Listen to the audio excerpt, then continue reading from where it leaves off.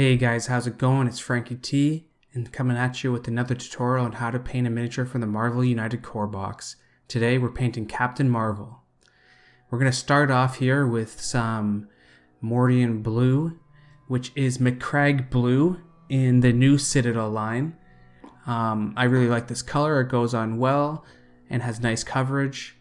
You're just going to do like 2 or 3 coats of this on all the blue areas. Try to be as neat as possible, but it doesn't really matter if you do make a mess. Next up, we're going to use Mephiston red, and you're going to put this on all over the red parts. Take especially good care when you're coming up to the blue areas. Try not to mix these colors together, but again, it's okay if it does happen. You can always clean it up with the previous color. We're going to use greedy gold here for the trim of the armor and all the gold parts. You're going to put this all over. It's a pretty good color from the army painter, and just spread that out as well as you can, and everything will be good. Try to be as neat as possible, but again, you could always clean it up with the old color. Right here, we're going to start on the skin, and we're going to use some Bugman's Glow from Citadel. It's a nice color. It's very basic type of skin tone we're working on that they do for lighter skin. Just get this in all the areas here on the face. Just a small area here. You don't have to worry about too much. What I like to do there to get into that crack there is kind of flatten it a little bit and push it in, and it tends to fit, like open itself up and fit into that crack nicely.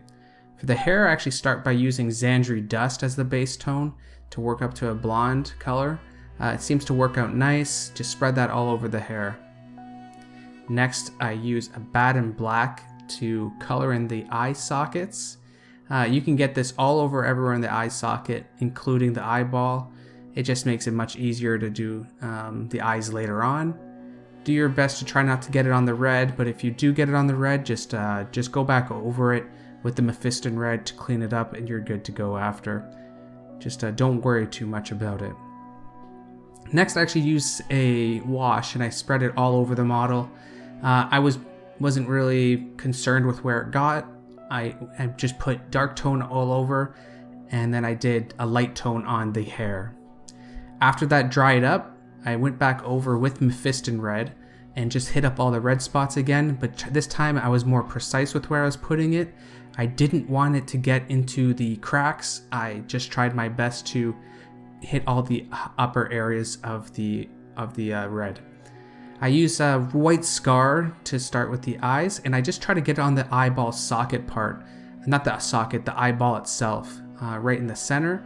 Just do your best to try to get it in there. You can also start with a different color like Corax white, and then put a dot of white scar in the center. Whichever you do works out fine. Both colors look great afterwards. Next, we are going to do the same thing we did for the red with the blue. Again, trying to stay to the upper areas. We're going to use the McCrag blue, and we're going to put that all on the upper areas. So everywhere you think where light's going to be hitting, or anywhere you want to make stand out compared to the rest of the spots. Remember, this is your model. You got to decide how it looks, and if you like the way it looks, continue with it. Just go with it. Why not, right? I tend to hit the right here with the blue paint, and then I think I go for the thighs and everything just to make it nice and bright. Again, I'm just going to go back over with the same base tone for the hair.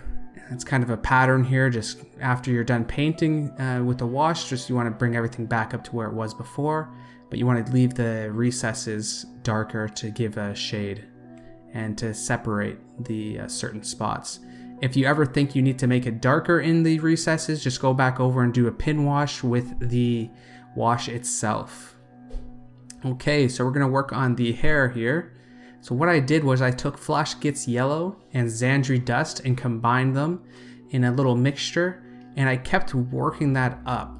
So with the Xandri Dust Flash Gets Yellow, the initial mixture was mostly Xandri Dust, a little bit of Flash Gets Yellow.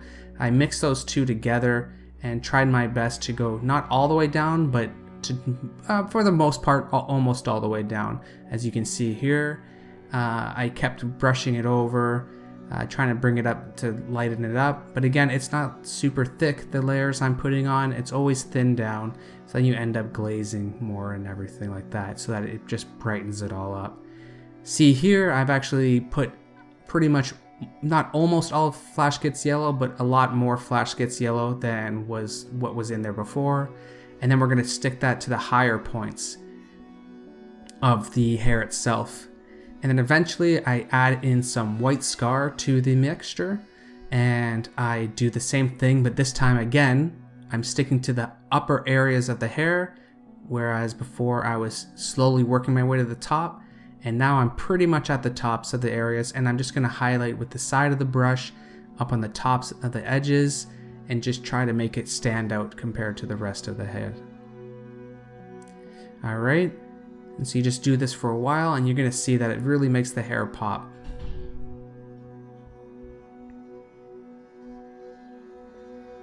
Alright, next up, let's see. We are going to do the red. So what I did here is I use Evil Sun Scarlet and Mephiston Red. I'm working up to a pure Evil Sun Scarlet eventually, but when I'm doing my layering, I like to combine the two and then work them up together so that the layers blend together much more nicer. So, and after that, we're going to do an Evil Sun Scarlet Squig Orange mix and do the exact same thing. So you're going to see that I'm going to put this one even more targeted. I want to leave most of the Evil Sun Scarlet mix to be the most prominent color, and then I want the Squig Orange to be focused on the highest areas. You're going to do a similar thing with the McCrag Blue. I'm going to add some Thunderhawk Blue into the mixture, and again try to stick to the upper areas in the parts where I want the light to be shining the brightest. So since I like Thunderhawk Blue to be mainly the brightest color here, or the color that shows the most through, I'm going to work up to the mostly Thunderhawk Blue. After that, you're going to use some Lothran Blue and Thunderhawk Blue combo and do the exact same thing. Everything will be... I wouldn't work up to a pure Lothran Blue, more like a 50-50 mix in the end, and just put that in the upper areas of all the blue spots, and you'll be good to go. After that, I took Corax White and I put it on the teeth. I did this now just in case I made a mess when I was doing the teeth. I didn't want to have to go back to the whole face and redo all those areas where I messed up. If you do get some of the white on there, just go back with the Bugman's Glow and fix it up. Afterwards, I use Cadian Flesh Tone, and I put that pretty much all over the skin again, just leaving the recesses with the Bugman's Glow, trying to target most of the skin and to make sure that it didn't get too just to brighten it all up, because it was much too dark. After that, I use Kislev Flesh and I try to target the upper areas of the skin. The best thing to do here is on the upper parts of the cheekbones, inside that crack there too, where it splits at her, I guess the jawline. I don't really know what to call this little split there, but just put a thin line there. Try to stay away from the edges. And finally, we use Flayed One Flesh as the final highlight for her flesh tone, her light skin tone. Here, you're just going to try to use that up the upper cheekbones, the top of the nose, maybe the top of the lip or bottom of the lip. If you find that your skin tone is too bright and there's not enough detail or transition, go back to Cadian Flesh Tone, thin it down a lot, and do a glaze underneath the cheeks there, and it's gonna switch the color from, it's gonna blend the colors more, and it's also gonna darken those spots where it's too bright, where it's unnatural to be bright. And then what we're gonna do here is go back over with Greedy Gold on all of the gold. Do your best not to get it into the cracks. The nice thing about the gold trim is that we've already gone over it all, and it's actually pretty easy for us to do this part, because all we need to do is turn the brush sideways and brush it on top of the trim. If you do mess it up and do go back over top of the red areas or blue areas or even the face, do your best just to use whichever tone you think you need to hit it up with. After that, I go with bright gold and put that all over the trim again, especially the highest areas, because you don't want to make that, you want the brightest spots to be bright gold, so the upper parts of the trim. Anything that's maybe not showing, try to leave some transitions there and leave some of the greedy gold. After that, I started doing the base, and I used cold gray from Vallejo Game Color, and I put that all over the base, and then I used the dark tone or Nuln Oil, and I went after all over the base with that, and I darkened all the recesses. Once that's dry, I actually go over with a dry brush.